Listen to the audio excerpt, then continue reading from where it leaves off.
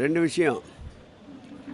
ஒரு மனிதனுடைய எண்ணங்களில் என்ன நிறைந்திருக்கின்றதோ அவைகள்தான் செயல்பாட்டிற்கு வரும். நேற்று அவர் வைத்த தலைப்பு ஒன்று உருட்டல், இன்னொன்று இல்லை உருட்டல் திருட்டுதலும்.